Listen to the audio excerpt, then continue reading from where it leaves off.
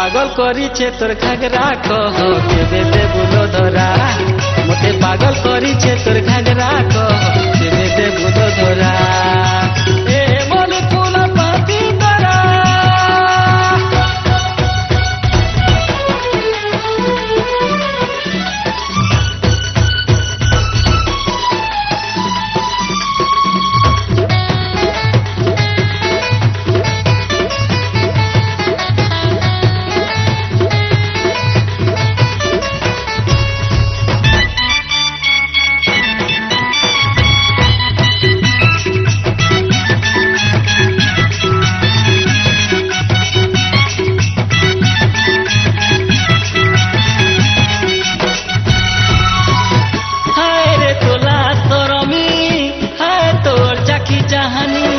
कहा के तू देखी देबू रे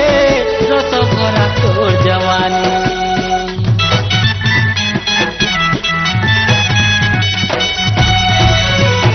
हाय रे तोला सरमी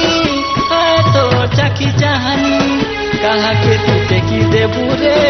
रस भरा तोर जवानी सबे तो तेनु रुथी सन तोर बाटे जोगी थी सन तुई आंको गाए चहरा मते पागल करिछे तोर घागरा कह केबे देबुलो धरा मते पागल करिछे तोर घागरा कह केबे देबुलो धरा हे मनी फूल पाती तरा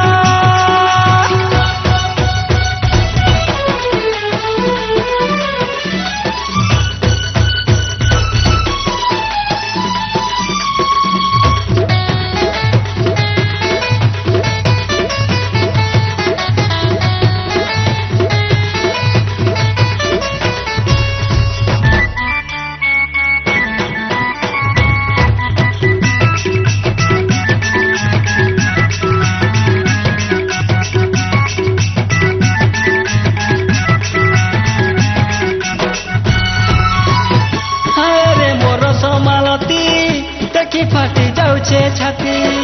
मली फूल फुटी बातुचे आए तोर फैशन देखी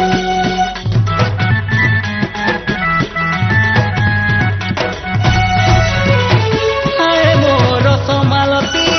देखी फाटी जाऊे छाती मली फूल फुटी बातुचे आए तोर फैशन देखी तोते सबे नुरुती तोते सबे पूजुती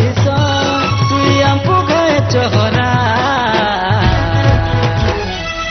मते पागल करिछे तोर घागरा कह केबे देबुलो धरा